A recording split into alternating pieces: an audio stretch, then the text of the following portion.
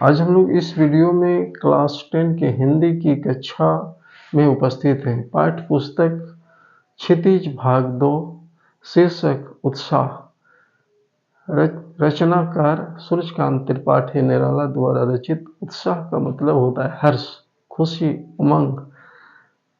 सूर्यकांत त्रिपाठी निराला का जन्म बंगाल में महिषादल नामक ग्राम में 1899 ईस्वी को हुआ था और उनका निधन 1961 ईस्वी को।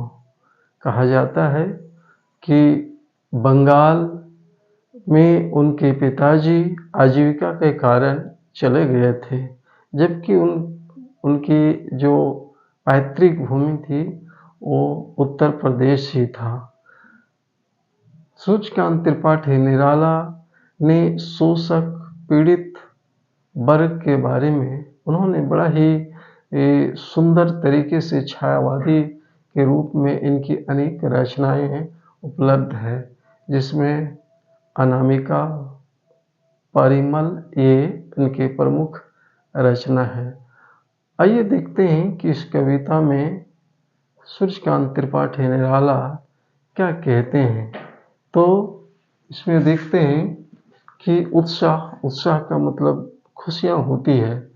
तो इसमें इस पाठ में ये बताते हैं कि जब मनुष्य, जीव जंतु अत्यधिक प्यासे, अत्यधिक पानी की वजह से प्रचंड गर्मी के कारण जब त्राही त्राही करने लगते हैं, तो सबों की एक अदम इच्छा होती है, चाहत होती है कि उन्हें जल की आवश्यकता होती है, पानी बरसे।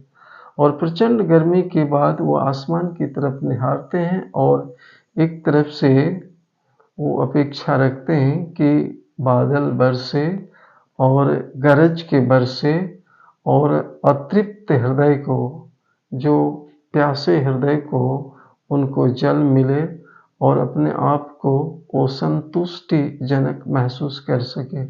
तो इसमें कहते हैं, बादल का आह्वान गीत है इस पाठ में कि बादल गरजो। बादल को गरज कर बरसने के लिए कवि आह्वान करते हैं कि बादल तो गरज के बरसो और जड़ चेतन मानव जीव जंतु जो अतृप्त हृदय है उनको जल बरसाकर तृप्त कर दो। तो बादल गरजो, बादल गरज कर घेर घेर घोर गगन धाराधर। ओ संबोधन है बादल के लिए कि चारों तरफ इस धरती को घेर लो। आसमान में चारों तरफ घेर घेर के घोर अत्यधिक घटा, गगन माने आकाश और धाराधर बादल को कहते हैं। तो चारों तरफ इस आसमान को, गगन को घेर कर और गरज कर वर्षा करो, ताकि एक परिवर्तन, एक बदलाव हो। जो अतृप्त हृदय है उसमें लोग तृप्ति के महसूस कर सके। ललित ललित काले घुंघराले, जो ललित कहीं काले कहीं सफेद, तो कई तरह के दिखने वाले आसमान में बादल को कवि आह्वान करते हैं गीत के रूप में कि ललित ललित एक काले और दिखते हैं प्रतीत घुंघराले, ऐसे प्रतीत होते हैं। अनुमानतः कहते हैं कि घुंघराले बादल तुम ऐसे लगते हो तो बरसो।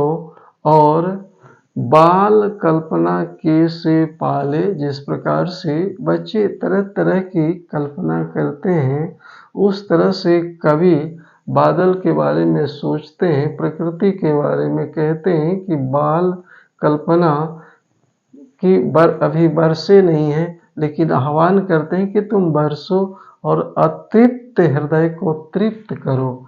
विद्युत छवि उर में कभी नव जीवन वाले, वज्र छिपा नूतन कविता फिर भर दो बादल गरजो।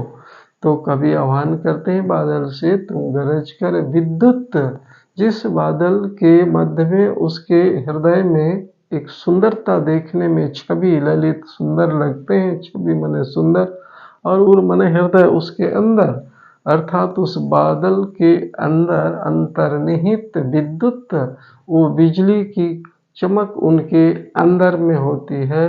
कभी कहते हैं नवजीवन वाले जीव जंतुओं को, तमाम मनुष्यों को एक नया जीवन प्रदान करने वाले, जो अतृप्त हृदय एवं प्रचंड निदाघ गर्मी से आहत ऐसे प्राणी, जड़ चेतन चर एचर पानी की अपेक्षा करते हैं बादल से कि वज्र छिपा, उस बादल के अंदर जो कठोर वो वज्र छिपे होते हैं, उसके अंदर विद्युत छिपे होते हैं।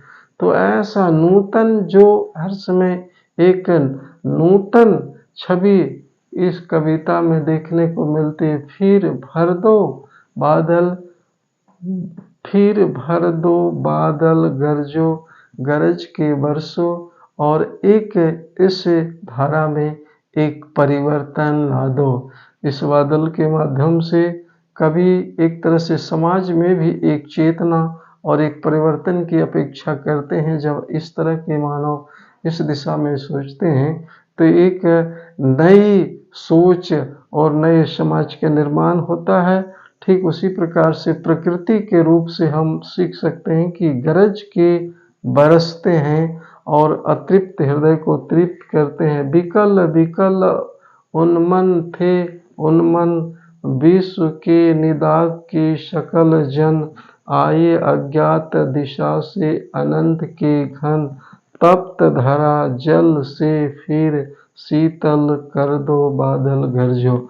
तो इस आह्वान गीत में कवि कहना चाहते हैं, छायावादी सूर्यकांत त्रिपाठी निराला, विकल जो व्याकुल जल के लिए मनुष्य प्राणी जड़ चेतन व्याकुल विकल विकल व्याकुल हो रहे हैं। उन्मन, उनका मन अनमना अटपटा से ऐसे उन्मन है जो मन शांत नहीं है, जल के लिए अशांत है। ऐसे क्षण में बादल से ऐसे पल में कवि आह्वान करते हैं कि विश्व के निदाघ, संपूर्ण संसार के प्रचंड निदाघ माने गर्मी के सकल जन, इस निदाघ से सभी जन समुदाय जन व्यक्ति मनुष्य आए अज्ञात दिशा से।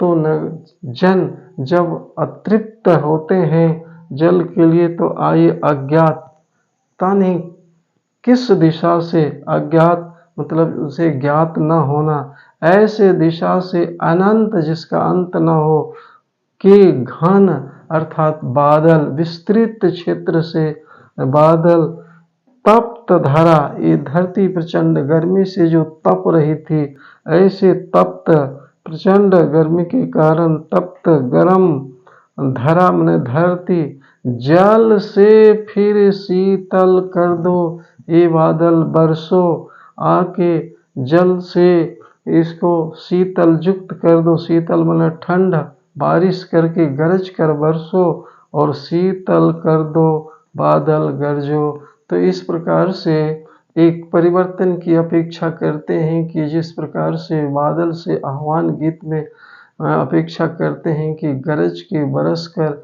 आके इस धरती को फिर शीतल कर दो, एक परिवर्तन ला दो। जिस प्रकार से मानव समाज में कई बार बदलाव की आवश्यकता होती है, नए जीवन की, नवजीवन की आवश्यकता होती है। जब बदलाव होता है तो नए तरीके से समाज फिर अपनी चलना प्रारंभ करते हैं अपनी दिशा में, अपने दिशा और दशा को बदल कर। तो उसी तरह से वर्षा बादल से कह रहे हैं कि गरज कर बरस कर और एक परिवर्तन, एक बदलाव लाकर नई चेतना और मनुष्य के जीवन में एक खुशी और हर्ष इस बादल के आने से दौड़ जाती है और एक उत्साह उमंग आ जाते। तो हम लोग इस कविता में देखें एक दो प्रश्न भी है, देखते हैं कि कभी बादल से फुहार रिमझिम या बरसने के स्थान पर गरजने के लिए कहता है क्यों। तो कवि ने बादल से फुहार नहीं, रिमझिम नहीं, बरसने के स्थान पर गरजने के लिए, गरज कर जोर से दहाड़ के एक विप्लव की अपेक्षा रखते हैं, एक बदलाव की, एक क्रांति की अपेक्षा करते हैं, तभी बदलाव हो सकता है, तभी प्रकृति में एक बदलाव, हम नव चेतना, नव जीवन की अपेक्षा करते हैं। वही अपेक्षा हमारे इसको समाज में देखने को मिलेंगे। जब इस तरीके से बदलाव होगी तो समाज में फिर अंत में एक उत्साह देखने को मिलता है। दूसरे में कविता का शीर्षक उत्साह क्यों रखा गया है? जब इस प्रकार से अतृप्त हृदय में जब तृप्ति होती है, जब अशांत हृदय में शांति होती है, जब मनुष्य के हृदय में चाहना होती है और उसकी जब पूर्ति होती है, तो निश्चित रूप से उसका जो परिणाम स्वरूप है, उसके जो रिजल्ट है, वो है उत्साह, वो है उमंग। और इसलिए इस कविता की शीर्षक जो है उत्साह अर्थात उमंग रखा गया। जो हर्ष, इसमें जब अतृप्त हृदय में तृप्ति होती है तो एक आनंद की उत्पत्ति होती है, जो इस पाठ में देखने को मिलता है।